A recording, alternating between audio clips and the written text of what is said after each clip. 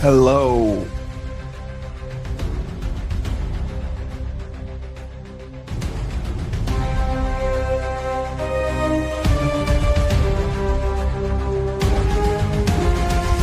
In the dark of the night, whispers of deceit, Shadows dance on the walls, secrets they repeat, a shadowed figure with eyes full of lies. hiding truths in the shadows where no one dares to pry. Uncover the truth, let the lies come undone. Peel back the layers until the light is shown. Uncover the truth, let the shadows run. Break free from the chains and find the sun. Uncover the truth in the dead of the night, where secrets lie hidden like a whispered bite. Uncover the truth in the dim of the light, where betrayals take root in the heart of the fight. In the rain-soaked streets, under the moon's pale light. Why did you do that to me? I've been asked from genius. We're gonna uncover the truth We're gonna uncover the truth, baby. Bring it to under light. the light. Did you write those? Like, you're becoming a music producer now. I'm a music producer with AI. Oh my God, that was amazing. That was amazing. Well, I got more elevator music for people for days. well, Let me turn this song off. Okay, go ahead. Sorry. this is Bloodlines Betrayal. I am Lieutenant Cully with Detective Schuman, my subordinate, and we are going to talk arguably about the most popular trial of our time, the trial of the proverbial century. Last century, actually. Well, yeah, OJ Simpson, Yes. who passed last year, and we don't know the truth. But I think we do know the truth. no, we don't. We're gonna get to the bottom. If we knew the truth, then we wouldn't be going over the story. Oh. So we know the truth. We're gonna go over the case, the evidence, and we'll come to a conclusion at the end of it. But it was one of the first publicized trials to be on television. Other than, I think, the Menendez trial was on TV, the first one, but that was controversial at the time. This became daytime TV entertainment for most This people. is when, remember Court TV? That's when it first started. Yeah, Is there still Court TV? yeah. That's why I told you I watched the Karen Reed case. Oh, there is, but it's just nowhere near. Literally. Yes, it's better. Yeah, no, it is. They do. You can pick what trials you want to watch. Oh wow. Oh wow. So is it a subscription service? No, they're all over the country. Like, if you go on YouTube right now to Court TV, you Right. can watch the Karen Reed trial, the Lori Daybell trial that's going on, Okay. and there's like two other ones, and they cover it. They have coverage of multiple trials, and then during any breaks, lunch breaks or whatever, they analyze it with their people. Did not So know they that. do. They do a great job.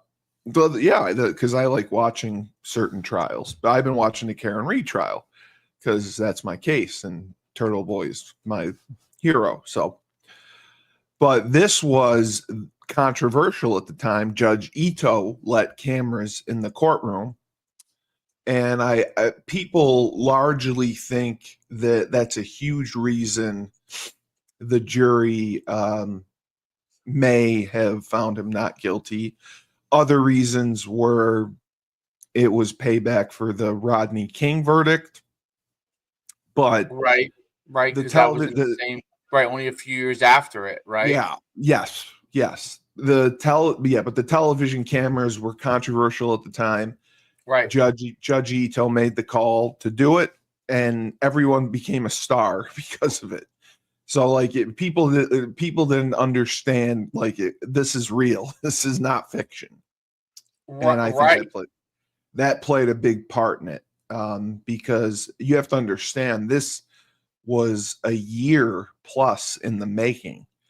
So we'll go over that. But can OJ, I read off when we get ready? Can I read off the chat GPT both sides arguments? It's very succinct. Absolutely. Yeah. I just wanted to say that he does a nice job of like summarizing it. Yeah, I just wanted to say that he was a football player for the Bills. He still holds several records. Hall of Famer. He's a Hall of Famer. They're not kicking him out. He was the fastest person to ever rush for 1,000 yards in a season. That still stands to this day, which is 7 games. He married Nicole Brown really after his career. It was like right at, I think, the last season is when he met and married Nicole Brown. Yep. So that's when it all started. And you can start with Chad if you want. Oh, okay. So here were the two sides. The core argument, and OJ Simpson had the dream team on his side. If you remember, was we talked about it once. It was Robert Shapiro. It was Kardashian. It was Effley Bailey. Kardashian was his personal lawyer. Barry Scheck, and Johnny Cochran, or the dream team. Right. Who was the guy who the one-armed man again? The DNA guy? No, the guy who was Effley Bailey. Effley Bailey was. It was Effley Bailey who represented.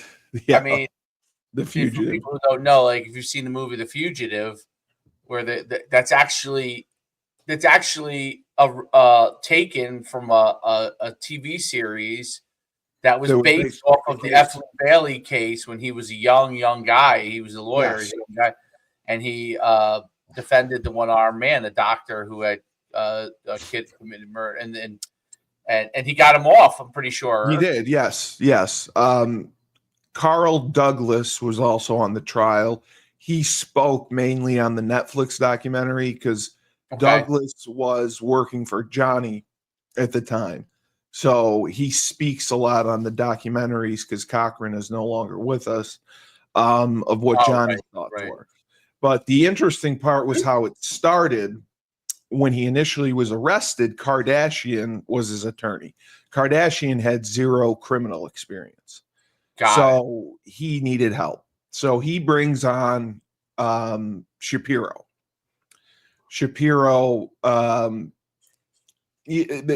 OJ had wanted Cochran when this happened. So he told Shapiro, like, I want Johnny. So they brought Cochran on. Then they ended up with Effley Bailey, and Barry Scheck was brought on basically as the DNA expert. So that was considered the dream team. The prosecution was Marcia Clark. It was initially somebody else who actually had a episode in court. Really? Was it Darden? I thought it was Darden. Well, Darden came on after, but it was initially someone who he had like a heart attack during the preliminary hearings.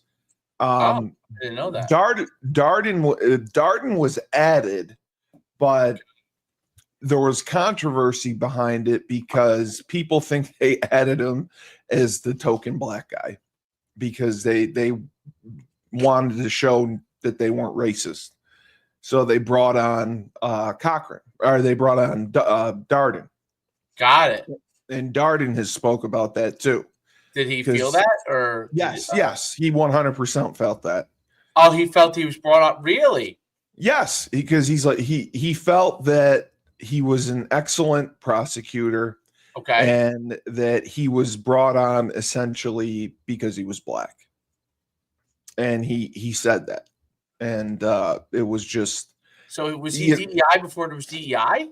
He kind of felt that way. He was Okay, so this, yeah. I'm just curious because I didn't know. I hadn't seen it. So the guy, was he bothered? Was he he was bothered. Yes. Yeah. The guy that was initially assigned, it was Marsha Clark and William. Guys now aren't even bothered by that. William Hodgman was the guy. He was replaced. He had like an episode in court. Okay. It was a health episode. I thought it was a heart attack or something. Interesting. So he was replaced by Darden. And Darden had prosecuted many cases in the past successfully, but he was celebrity cases though, right? No, but as the trial went on, he became increasingly frustrated because he felt that he was brought on by the DA's office simply because he was black, and they wanted to have a black attorney there. Because once the Simpson, is that why he made? Is that so? Wait, did he have him put the glove on to get OJ off? No. We'll get to that part. We'll talk about the guy. But they also had Alan Dershowitz was on the team. Oh yeah, Alan Dershowitz, phenomenal lawyer. Yeah, Alan Dershowitz, Harvard legend. Sean Holley was on the team, and then you had Gerald Ullman on the team, and Carl Douglas was on the team as well. But he was part of Cochran's firm. He was like his right-hand guy, I think. If you watch any of the trial back and you see the lawyers that are packed in, OJ's team has like two rows of lawyers. So that's a team. But you can go and talk if you want about the background. All right, so we'll read. You got to go over the murder though first. But before I get to that, the thing that made it so iconic was when Al Cowlings proceeded down California State Highway with OJ Simpson in tow, with the police following them for a couple hours. To this day, that was like one of the highest rated things. Every major network cut in to that chase, including during the NBA Finals. It was the Knicks and the Rockets. I remember I was watching it. Where were you when you were watching it? I was watching the game with my friend at my house, and they cut in to the OJ Bronco chase. And first it was just kind of like up in the corner. Right. Then they cut away from it completely and went to it. And were you when you first saw it happening, like what was your thoughts? I was 14. I didn't really understand it. I didn't think that he was guilty. I didn't know the circumstances. Al Cowlings was talking to the lead detective on the phone, basically saying OJ has a gun to his head. Right. And Cowlings was driving. Right. OJ was in the back, and then OJ was on the phone with the lead detective. And the lead detective was just talking. If you listen to the call, they play it on the Netflix documentary. He's talking to him and just trying to get him to surrender. And OJ pleaded, like, I want to go be with Nicole. I want to be with Nicole. And the detective was brilliant. He's like, OJ, think of your kids. You can't leave your kids. Your kids will have no one. So this went on for, like you said. And he had young kids at the time. Very young. He had young and old kids because he had kids. He had older kids from his first wife, yes. And he had kids with Nicole. So they negotiated an agreement where Simpson could go to his house. So after, I think, 2 hours, he went to his house. And then the strangest part was OJ's son came out, the oldest one, to the car, and the police almost shot him. and started screaming and yelling at him. And he had to be pulled away by police.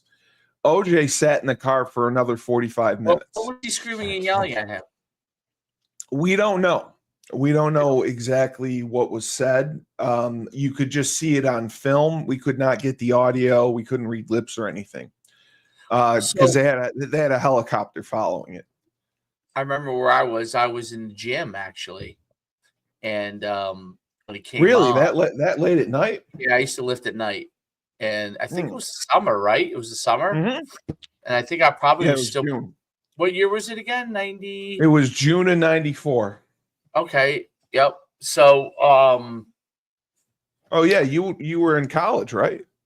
yes, that I was. I was probably working at the gym, and so that was the year I had to sit out with an injury. I ended up hurting myself in believe it or Spring not. ball. Well, no, unrelated. I I hurt myself. I was lifting heavy. This was like in July or maybe early August. And the next day I was at work and like somebody I worked at a day camp. Somebody was just kind of messing around with me and I just kind of like chucked them in the pool. Like it would be nothing that would ever you would think, that would bother you, right? Yeah. My back just popped. And I went to the ground like it was someone shot me in my back. And then there was like, that's when they discovered there was like herniated discs. And then holy crap. They didn't know it, because I was lifting heavy and it was just kind of like they weren't bulging, they were herniated. Probably were bulging at the time, and then okay, I got you. Then you herniated them, basically. Yeah, basically the combination of probably like I remember we used to deadlift and the insane weight and all that stuff. So I was always trying. I'm sure you did too. I would be lifting as much as I could, and then probably combined with someone fooling around with me the next. I didn't even think about it when it happened. Like I was sore. But it wasn't like, it wasn't the first time I was sore, you know what I mean? No. So, and then, I went to the ground and then my back was I ended up having they said I was never going to be able to play again. And then. Yeah, with herniated discs at that time, it was very difficult to treat. But I came back. Greg Hudson would tell you he used to call me the miracle guy. Did you have surgery or no? You just rehabbed it. Wow. Rehab. That was really the first time, probably other people were doing it that were pros at the time, but like anyone below like a pro level was trying to like come back from something that they said you couldn't come back from. I came back. It took me about 6 months, and by the time winter workouts came around, I had doctors that approved me. I'm giving you a long-winded short story because at first they didn't want me to come back, but no, because back then, if you had herniated discs, it was very difficult. You could do damage and paralyze yourself. That's what they were worried about. So, but then I had the number one surgeon in the world say that I'm okay. When I saw him, and he says he's fine. He just needs to keep doing his exercises and stuff like that, and take care of himself. He can't squat no more. Like there's no squatting for him. Right. Like, maybe in 5 years he could squat, but right now there's no squatting for him. You got to figure out things other stuff to get what you need to get done. And UConn was good about that. And then I came back. I played I played the next two. That's when they moved me to linebacker after that. Actually, 95, 96, right? I started. So at first I came back and I was all right, and then I got better and better and better, and as you get better, you feel more confident. But anyway, going back to, so I was at the gym, and, the gym back then, in the 90s, like I went to like a Gold Gym in the summer, you know what I mean? Like it was Meathead Central. And it was shocking because all the guys were at the gym. Everyone stopped. And like, as the word got out throughout the gym, and you just saw, like, there wasn't that many people late at night, but like you saw like the 25 people or so all watching TVs. And It Well, was. it was the slowest car chase in the universe. It was. I feel like I went home because it was so slow. He was like, "Well, I'm driving gonna go 30 home." miles an hour. Yeah. Yeah, I'll go home and watch the rest of this. I think I did, but at the time when it first was happening, everyone was like, "Is that OJ Simpson?" Like, Well, he was supposed to surrender himself at for people 11 who don't a.m. that know, day. like who aren't our age, because a lot of our audience, especially with the sports stuff, is probably like your age or below, and probably younger than probably 30. Yeah. You know what I'm saying? Yep. So for those people who don't know, like you look at OJ, now you think of him as a criminal and all that kind of stuff. OJ was a movie star at the time. He was in The Naked Gun, 900 billion. He was Yeah. funny. He was funny. Now I didn't know, I don't know anything about him personally until this, other than he was the first black player to kind of transcend from being a superstar athlete into pop culture with endorsements, commercials, and movies. Right. Michael Jordan was the next level, but he was really already at the next level. But he was started. like, yes, in the 80s. He used to do the Hertz commercials. Remember, he used to, I don't know if you remember, he used to hurdle. Yeah. Yes. He hurdle. Yeah. Even Arnold Palmer. Yeah. We're in the hurt. No, was it Arnold Palmer? Yeah, it was Arnold Palmer. And it would be OJ hurdling through the airport. You know what I mean? It was and he also did isotoner gloves. That's right, and so did Dan Marino, I think. Yeah. But yeah, so that was the he was like kind of an iconic figure, which is why this got so much attention. Which is why it's got so much attention. If you're a kid who looks back at this and you say, "Oh, it's just a football player," like what's the big deal, type of thing. Like he was not that. He was a broadcaster too. He was a broadcaster. He was really in the media. Now every player's in the media. You know what I mean? Like that's part of their thing. Or they have a podcast. It wasn't a thing back then, and that he was. So he was really big. So let's read the case. Core argument: OJ murdered Nicole. Well, you got to go over the murder. Right. So the prosecution side, okay, state of California. Core argument was OJ murdered Nicole Brown Simpson and Ron Goldman in a fit of jealousy and rage, which is what most people who believe that he was guilty believe that that's the exact. But you have to remember that night he went to watch his kids at a ballerina performance with Nicole, and then Nicole went out after. OJ was kind of upset that he wasn't invited to the dinner after. So he leaves. Nicole goes. She forgets her glasses at dinner. Ron Goldman was just a waiter at the restaurant. And he was doing the nice thing by returning her glasses. I guess, he called or found out who they belonged to, where they lived, and he was going to return the glasses. And as he was returning, Nicole came out to meet him. And then they were. So they had no relationship at all? No. Didn't know each other. Nope.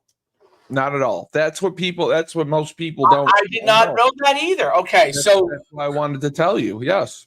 I did not know that. He was just the wrong place at the wrong time. Wrong place at the wrong time. He was not targeted. Wouldn't OJ, before I read this case, why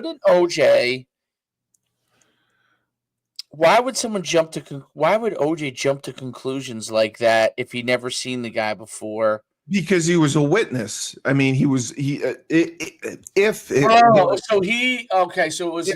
to kill her and then he was there. Yeah, well, if indeed it was OJ, right. He had come for whoever was there came for Nicole. Nicole was being attacked. Goldman tried to stop it, intervene, and then he was stabbed to death. Nicole had brought out her dog. She was coming out to walk the dog. So the way it was kind of found was one of the neighbors found her a keyed dog walking with blood. Alone with blood on him. and then reported it to the police, and they found the bodies. Okay. But the All right, so crime scene was a mess. It wasn't secured, and that's what the big issue was. Yeah. All right, blood evidence. Simpson's blood was found in the crime scene. Blood from both victims was found in Simpson's white Bronco. Correct. Which is weird, obviously. A trail of blood led to the crime scene to Simpson's home. Gloves. A bloody glove was found at the crime scene. Yep. Which is a dumb mistake or a purposeful mistake. And Cato Kalin was there. He was a big part of it too, because he was the only one that they interviewed, and then they interviewed the neighbors. But Cato Kalin initially heard 3 thumps. He told police, and OJ said it was him hitting golf balls. But I think Cato also came out and saw what happened as well. But OJ. So what happened? No, because didn't Cato live on OJ's property? Yeah, he lived in the guest house, but he came out and saw the bodies. But what happened was immediately after OJ, he was already gone. He went in, changed, got in the limo, boarded a flight to Chicago. So that was, he was trying to, the timeline, he was trying to set up his alibi that, I'm in the air, I'm in Chicago. It couldn't have been me. He didn't find out until the next day, allegedly. They called his hotel, and then he flew back home. A bloody glove was found at the crime scene. A matching glove was found behind Simpson's guest house. Correct. Obviously him. A shoe print, a rare size 12. Bruno Maglia shoe, yes. Matching Simpson's size was found at the scene. DNA evidence obviously matched Simpson's blood to the samples at the scene. But there was, I believe, an unidentified male. There was, yes. Evidence that was never found. Well, I'm going to read you the counter case of it. Prosecutors highlighted Simpson's history of abuse towards Nicole, including 911 calls, previous incidents, flight behavior, Simpson's infamous low-speed chase in a white Bronco with outcomes was interpreted as a sign of guilt. Inside the car were cash, a passport, and a disguise. Yes, he had a disguise. This seems like a slam dunk that the prosecution fucked up. Well, you mishandled evidence. Prosecution. This is what the challenges were for the prosecution. Improperly stored samples. Lead detective Mark Furman accused of planting evidence and exposed as a racist. Recorded using racial slurs, probably like half the cops back then. So I don't know. Even if he was a racist, like his credibility was shattered after that. It shot his credibility 100%. But you have to understand also there were 3 witnesses that were not able. Well, Marsha Clark did not call them to testify because they sold their stories to like hard copy or the National Enquirer. That was a big thing back then too, selling your story. Yes. One of the neighbors, Jill Shively, testified to the grand jury that she saw the Ford Bronco speeding away from the address in such a hurry it almost collided with her head on. She sold her story for $5,000.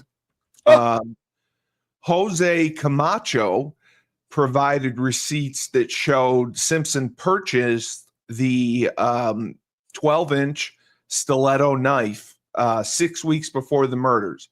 The knife was recovered and determined to be similar, but he sold his story to the National Enquirer for $12,000. So they didn't call him to testify. Former NFL player Rosie Greer visited Simpson in jail, and he was trying to get Tim Simpson to confess and turn himself in. One of the jailhouse guards heard Simpson yell to Greer that he didn't mean to do it. And the evidence was ruled inadmissible because Greer was clergy at the time. So not being able to use those witnesses, I think, also made a difference. You can go on. I just wanted to point that out. Good point.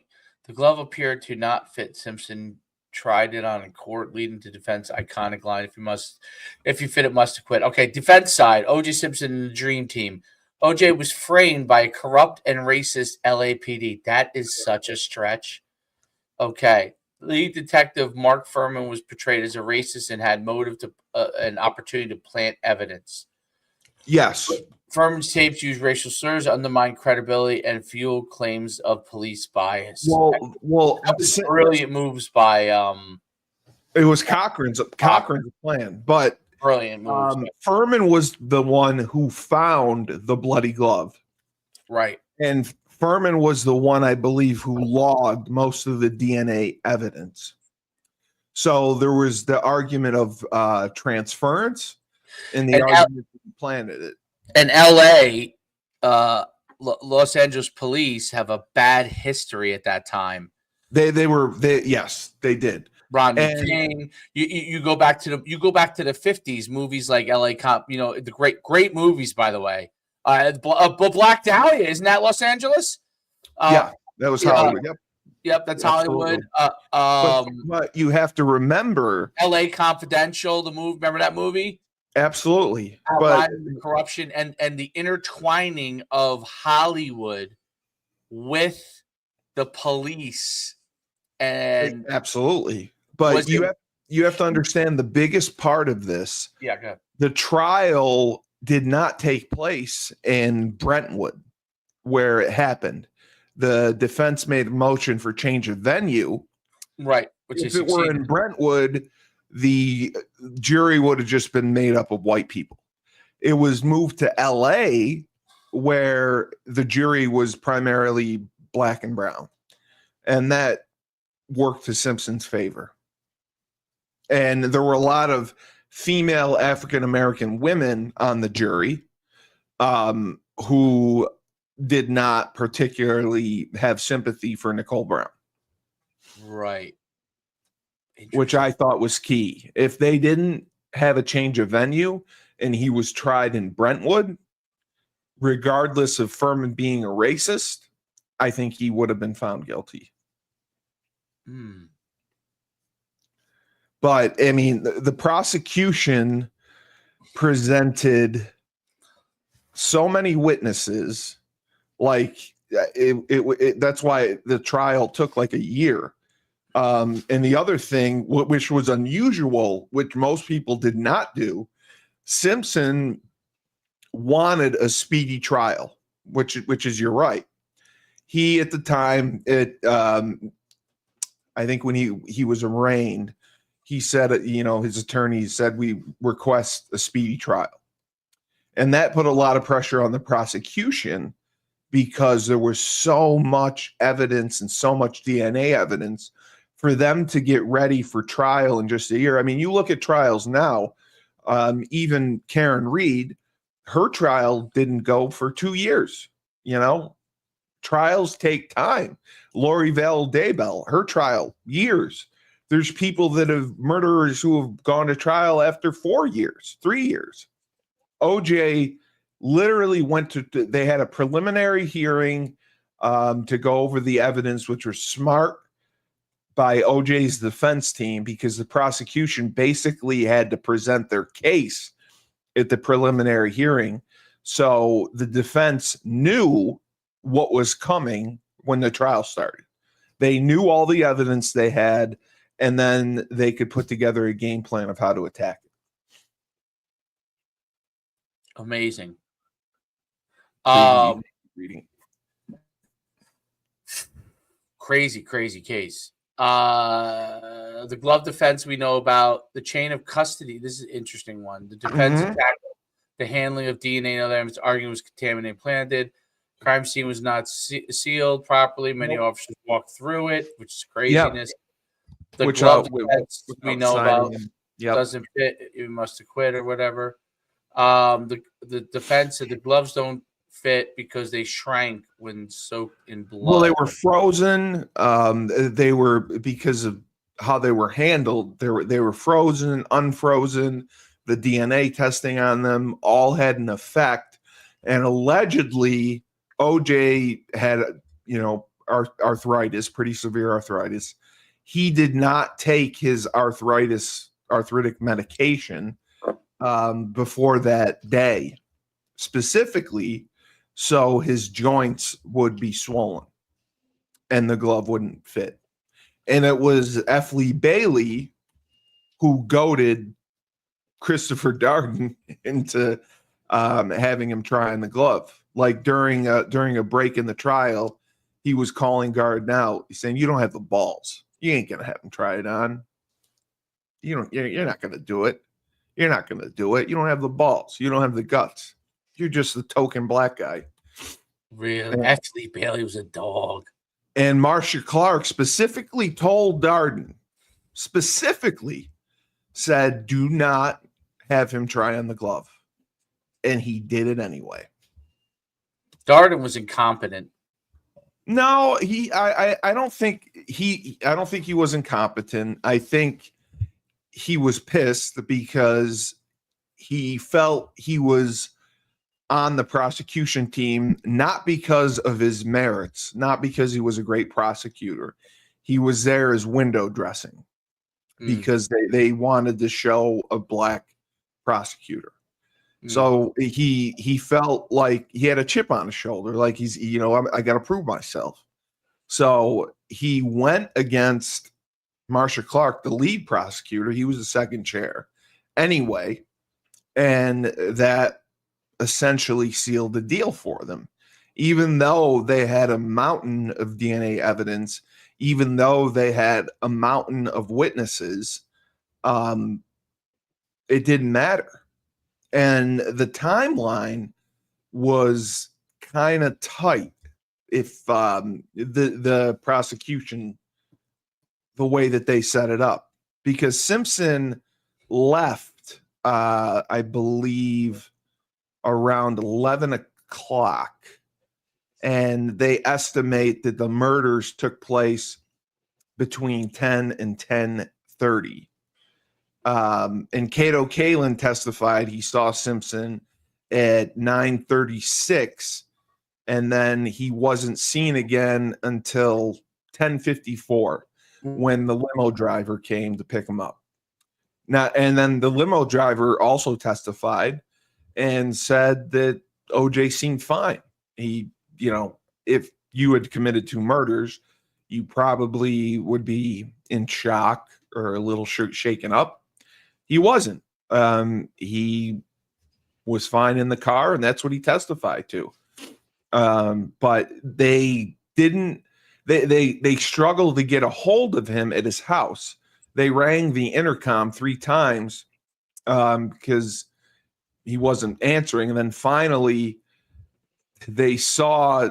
I think Cato Kalin saw the white Bronco drive, and Simpson ran in the front door, and then he answered the intercom, and he left.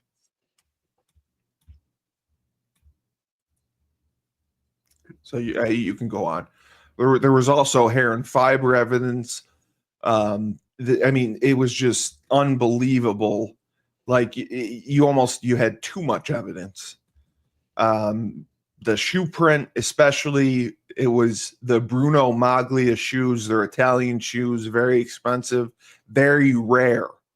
And they were a size 12, the same size that Simpson wore. And according to this, only 299 pairs of that size were sold in the United States. And one of them was sold at the same store that Simpson buys his shoes from. So the shoe print, that had to have been a slam dunk too. The Jesus boots. Well, what happened was F. Lee Bailey was smart, and he argued that the murderer deliberately wore shoes that were the wrong size to frame OJ. And OJ denied ever owning those shoes. But it's funny because the Bloomingdale employee testified that he remembered Simpson buying them. but they didn't have a record of him purchasing them. But they do have him on film during one of his NBC broadcasts from a game of him wearing the shoes and wearing the gloves. That's incredible. Yeah. I'm mind blown. Yeah. So you can go on. I can go on now. That's mind blowing, dude. I know. I know. I know a lot about this case. You really are. You should have your own show on this. You should be on Netflix. You should have you on Netflix to discuss this. It's incredible to me. So really, but the other argument was that he was too old and like broken down to murder two people. How old was he at the time? 50? I think he was in his late 40s or early 50s. I have to check. But 51. I could easily pull something like that off. They showed exercise video of him working out and saying he was completely capable of carrying out the murders. OJ Simpson, minimum maintenance fitness for men.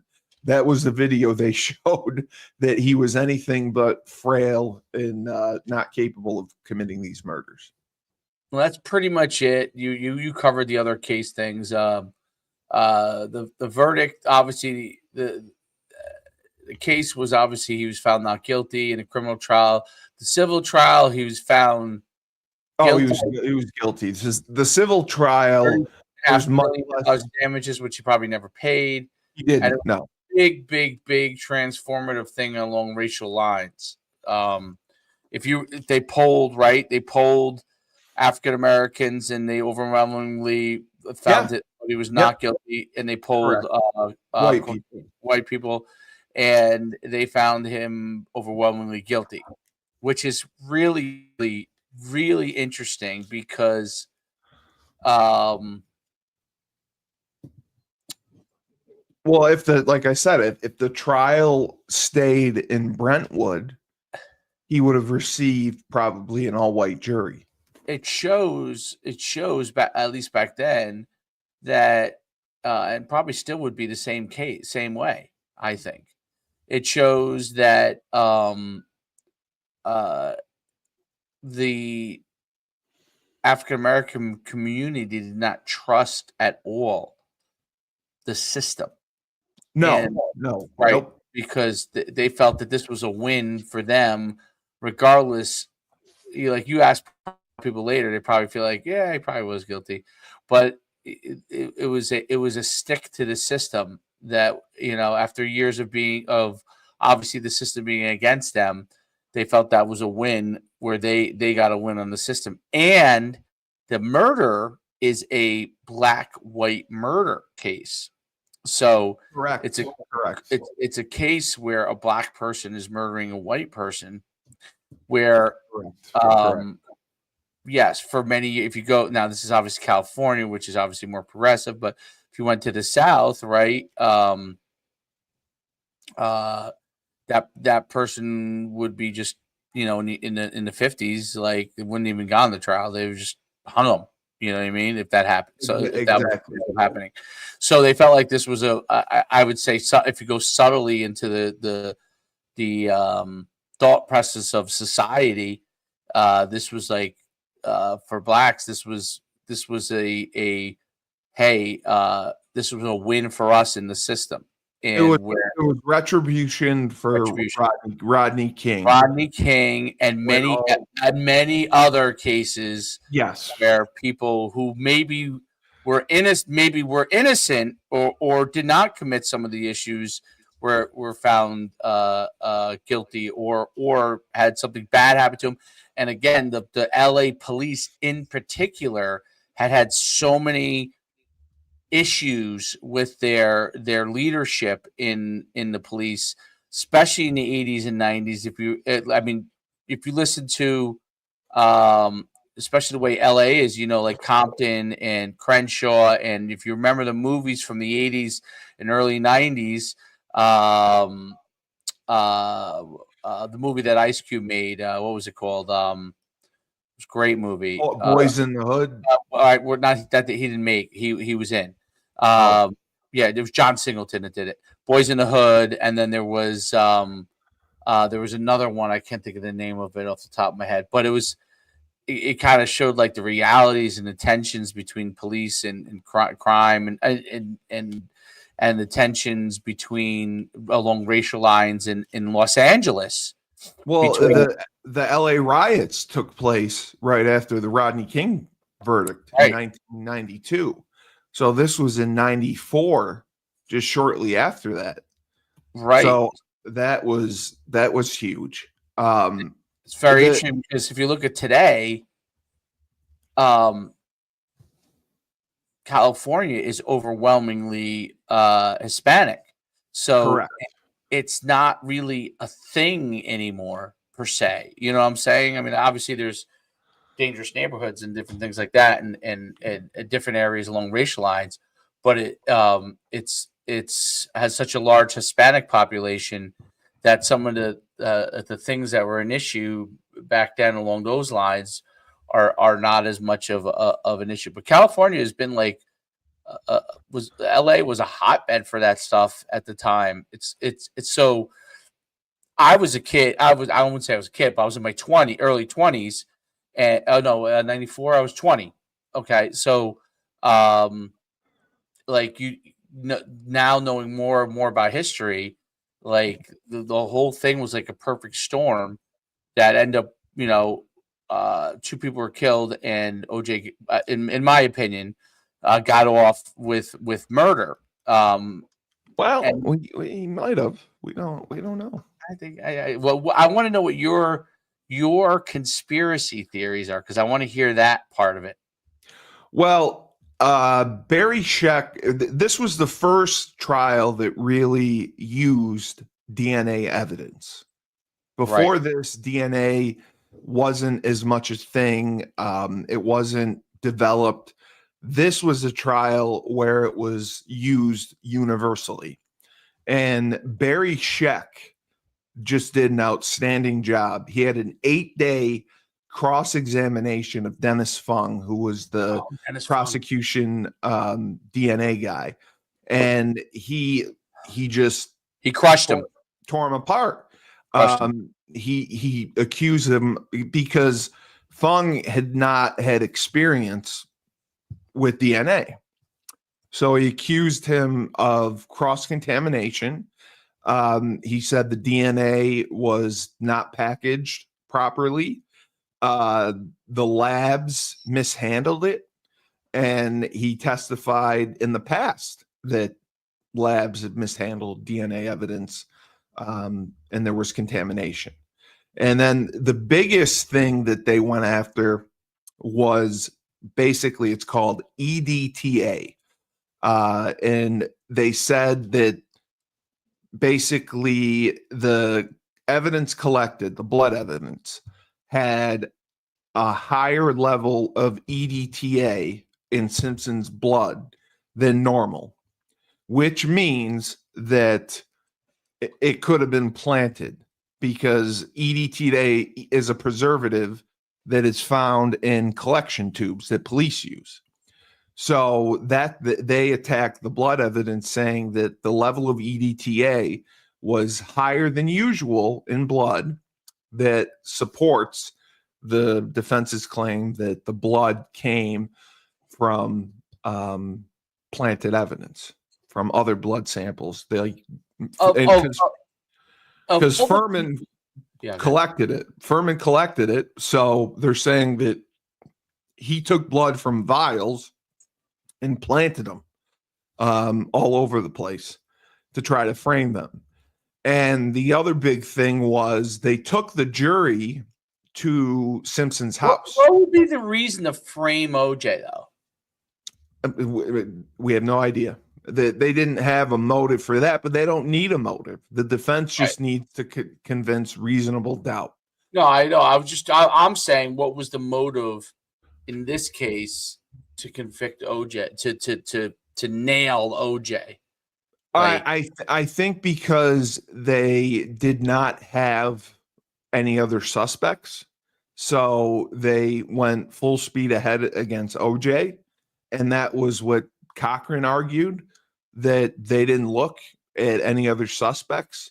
They claim that Nicole Brown had, quote unquote, a Colombian necktie because she was almost decapitated. And the reason for this was one of her friends, I believe her name was Faye Resnick, had a history of drug abuse.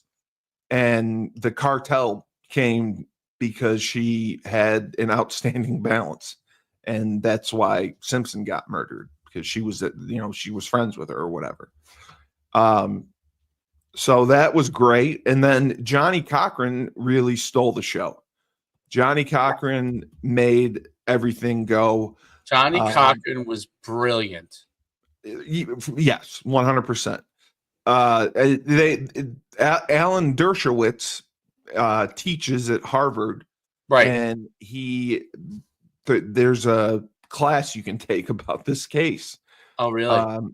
Yeah, for law, because he teaches law, and he explains how they were able to get a defendant with a mountain of evidence off. Because it's unbelievable how it happened. And they basically claimed reasonable doubt was that the DNA evidence was contaminated, compromised, and corrupted. And they proved it because Dennis Fung had no experience with DNA. He never testified at trials. The labs were attacked for cross-contamination. And then you have Mark Furman, the lead detective, who found the majority of the evidence, basically labeled a racist. He was on the stand and he denied, when he was on direct with the prosecution, denied ever dropping N-bombs or anything like that. So they set it up perfectly, because they called the woman from 1986. She was allegedly writing a book or making a screenplay about police, and Furman was on the recording dropping M-bombs. He pleaded the fifth, which made him look guilty. And he had an attorney present when the defense called him on redirect. Had he told, during the documentary, he said that he played up the police angle when he was doing this interview with the lady who was going to make a movie or write a book. And that's why he was dropping N-bombs and saying that, he roughed up suspects and all that stuff. He said it never really happened. He was trying to make it look better so he would get a movie made or a book made about it. So that was just crazy. Had he come clean with that instead of taking the fifth, I think they could have rehabilitated him. But most people think that, after he was caught lying, the prosecution could not have rehabilitated his testimony. And I don't think they even tried to. Once the defense called him and he took the fifth, the prosecution didn't ask him any questions. So, and the other thing was the deliberations, I believe, were not very long for a trial that lasted nearly a year. I was trying to see. I think the longer how long they were out for. I can't remember what it was. The longer they deliberate, some people believe it either way. If it's short, some people believe it's good and that it's going to be a not guilty. If it's long, then it's guilty. Other people believe if it's longer, it's better for the defense. but I'm trying to see what it doesn't say how long they deliberated for, but I don't believe they deliberated that long. And it was funny because 100 million people worldwide listened to the verdict announcement. Long distance telephone call volume declined 58%. Trading volume on the New York Stock Exchange decreased by 41%. And it was estimated so much work stopped during the verdict that $480 million was lost in production across the world. That's amazing. Because people were losing, they stopped everything to watch the verdict, just like everyone stopped. People went nuts. They were, yeah, and this both sides, like whoever, if you were for OJ, they went nuts. If you were against OJ, people went nuts. Yes, yeah, absolutely. And it was funny because after the verdict was read, juror number 9, 44-year-old Lionel Cryer, a black man, gave Simpson the Black Power raised fist salute. And he was a member of the Black Panther Party. And the prosecutors were dumb to leave him on the panel. Like, he wasn't dismissed. They didn't challenge him or anything. They didn't do enough background info or ask enough questions. So that's wait a minute. So that's great. So they had a Black Panther Party. And I think that's what Ron Goldman's dad had basically said that he was furious every day they interviewed him. Prosecution, yeah. After every day of trial, he would just be more and more disgusted. After Furman testified, he was disgusted because he felt that the trial went away from the murders of 2 people, his son and Nicole Brown, to Mark Furman being a racist. And they exactly. And the worst thing about all of it from Ron Goldman's family side of it is, I would be beside myself. His child was caught in a wrong place, wrong time between 2 people, and no one wants to listen. No. I mean, it was which would be a life sentence. You know what I mean? Lifetime sentence. And no one was, and he was caught in that thing with Nicole Brown. So, but I still want to hear, who do you think did it? If it wasn't him, who do I think did it?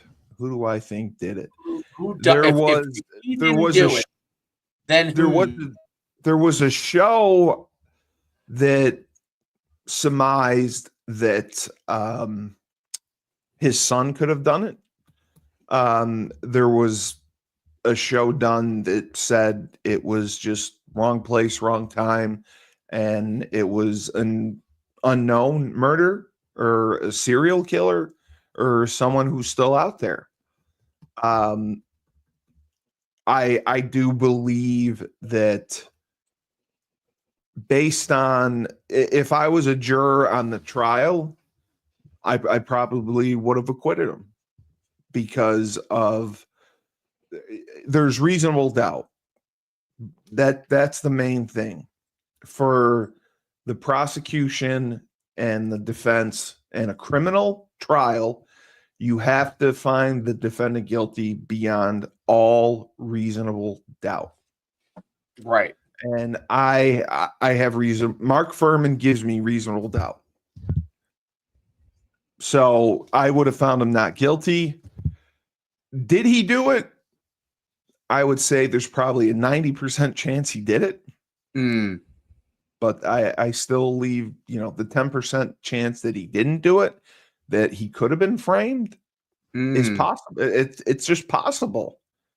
It's possible because they're really even for OJ, they struggled with the prosecution struggled with a motive. Like, what motive did he have to kill her? They had been divorced. They had even reconciled a few times, and they were co-parenting pretty well. Now, in the early 80s, the police were called to their house all the time. I mean, she got beat up all the time. Right. I mean, he committed a ton of domestic violence. And that was the other thing that they pointed out. Yeah, he was a jerk, a bad man, a bad husband. That doesn't make you a murderer.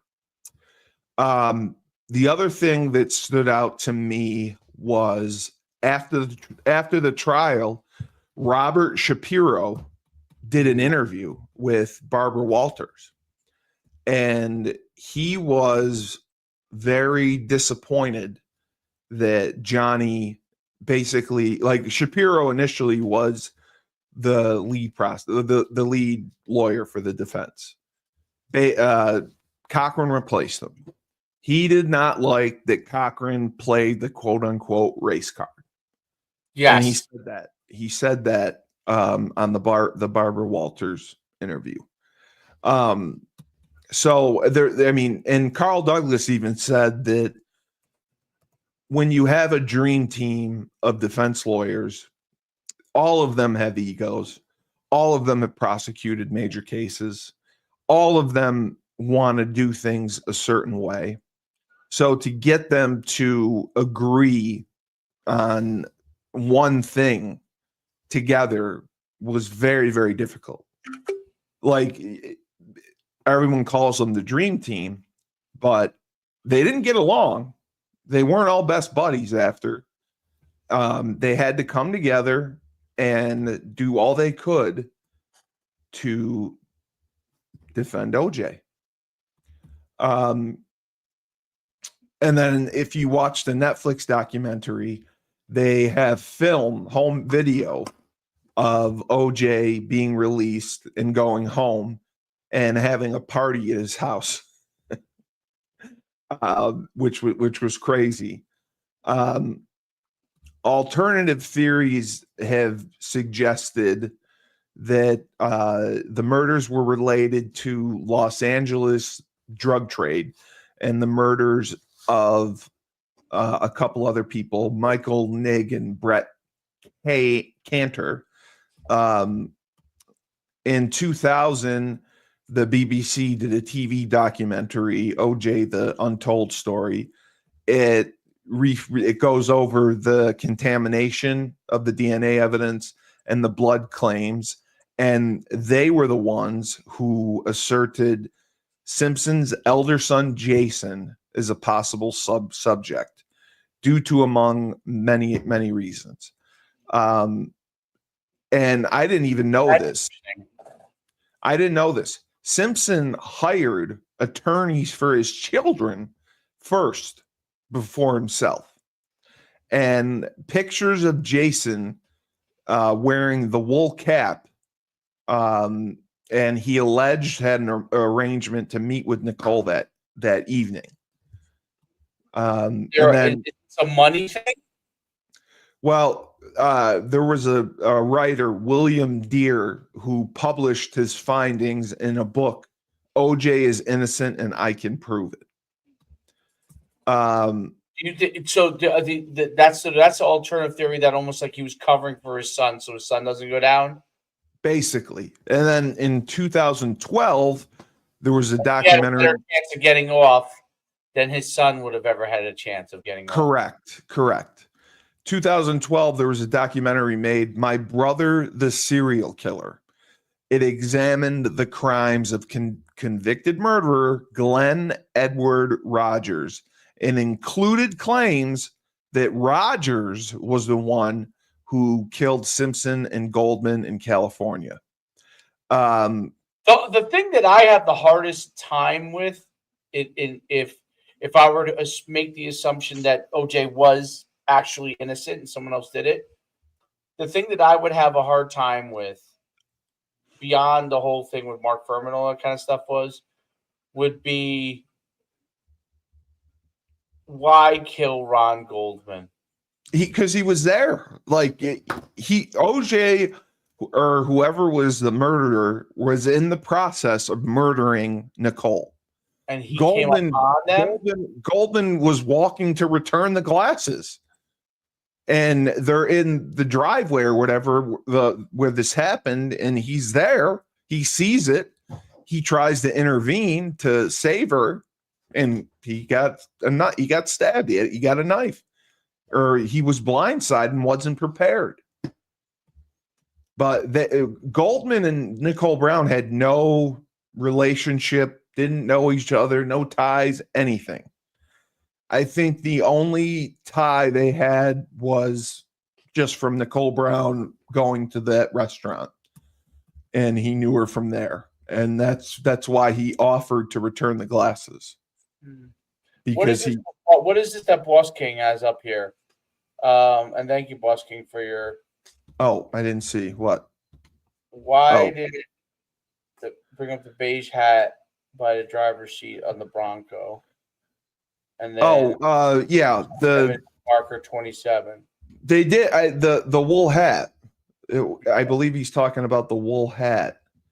I thought they did bring it up, and they had hairs tested from it, and it came back to OJ. But like I said, they lost all their credibility with. I mean, they had 108 DNA exhibits of evidence. 108. And all of it was discredited by Barry Scheck because of the EDTA, cross-contamination. This is the first time it was really used in a major trial, and the crime scene was contaminated, by police who weren't signed in, walking all over. So it was not locked down. They definitely did not do a good job investigating this case and doing what needed to be done.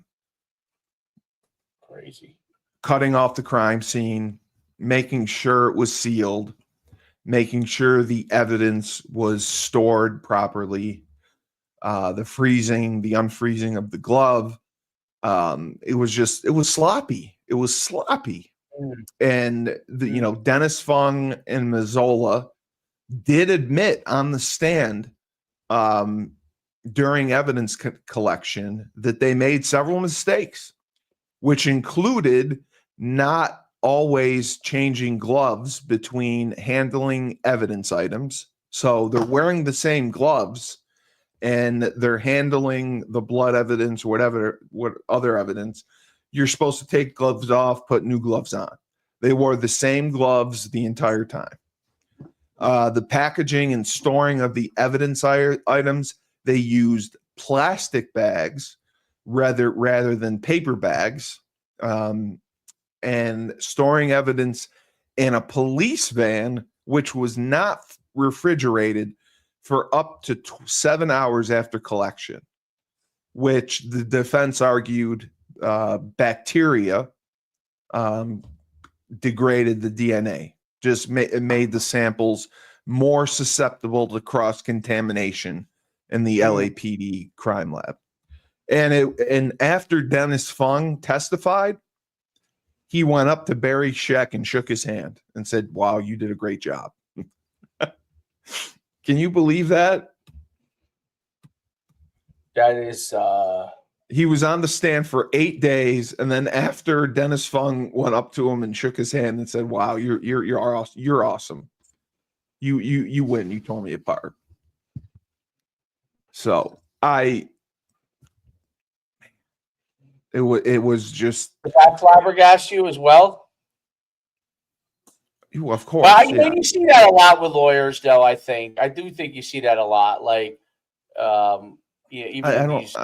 They don't. The witnesses don't get up and shake their hands after they got their ass kicked and Oh cross no, examined. that's not witnesses. You're right. No, between lawyers they do, but Yeah, not. I think so. Yeah, I think there's a professional respect. Yes. Yeah.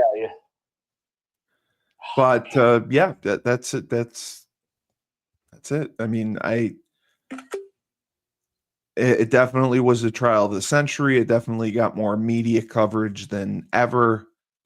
Polarizing, but you have to remember, OJ got off.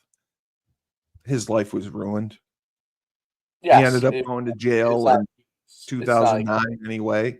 He never paid the Goldman family. They basically were given, they auctioned off his items, including his Heisman Trophy, just to, to collect on a civil trial. You're on your own. Like, you don't get any help. It's mind-boggling, really, if you think about it. Yeah. Well, his life was completely destroyed. It was. I mean, he got off, but I mean, what really did he do after? He played golf by himself. He Is that lost. right? Is that right? Yeah, I mean, that's all he did. He played golf. He lost all his friends. He lost his friends, money, status. So what would have really been the difference had he gone to jail? Or well, he was on the outside. That is the difference. He was on the outside, but I mean, he lived a life of solitude. Like, nobody wanted anything to do with him. Well, He was found not guilty, but didn't make a difference. Right. Well, because in the eyes of the public, for the most part, he was guilty. And that made his life a lot harder after that. It is a, I come away with it with a couple of things. You have to be able to be in control of your anger. And if he did do it, that was obviously lost control. The thing I have the hardest time with, it was premeditated. And I know OJ's background, I used to point to, like, when he was young, before he got to USC and all that, he was, he wasn't always on the up and up as far as. He went to a junior college before he went to USC. Right. And the other argument was he wasn't like a representative of the black community. Like, he wanted to be white. He played at all white country clubs. And then during the trial, when they toured his house, they changed all the pictures to show him with black people and like African flags and all this stuff, because the jury was black. Dude, Cochran was a genius. Cochran and Barry Shedd, the two geniuses I come out with. F. Lee Bailey is an ultimate manipulator. I mean, beautiful lawyer. People always to this day, listen, he had great experience. No one had better experience with this. To this day, the one-armed man that got off, people still think that he did it. You know what I mean? So even though there's obviously the movies, The Fugitive, and all these different things where he's portrayed, obviously he's innocent because he was found innocent. But back then, I think most of the people thought that now they found the one-armed man and he confessed, but there's people that still think that he was guilty. I'm sure there are. There are. We want to get to our next thing because you got to go today. So let's wrap up. Fantastic show. Your breakdown of OJ Simpson's trial is awesome. You present both sides. I know it. I told you. I know these things. I gave you what I know. I know. I know OJ. Be on A&E. A&E, the channel with him. Yeah, absolutely. I mean, it's just something that I took a huge interest in. I was fascinated by it. I've watched every documentary, ESPN did an 8-part series on him. OJ Made in America. There's so much information out there about this trial and the murder that you can watch, and I watched everything. So, but had I just would say, had the witnesses that sold their stories been able to testify, Sure. I think that would have won for the prosecution. No doubt. I think that Marsha Clark still could have called them. She chose not to. And Marsha Clark never tried another case after this. I didn't know that either. Yeah, she's a legal expert for CMN or whoever. Christopher Darden ended up, he's been great. He has a private practice and is a criminal defense attorney, and he also is a professor. So yeah, we can move on. Amazing. For Great job. For Lieutenant Cully and Detective Schuman. This has been Bloodlines and Betrayal. Remember, when life gives you lemons, don't make lemonade. Take 2 oranges and throw them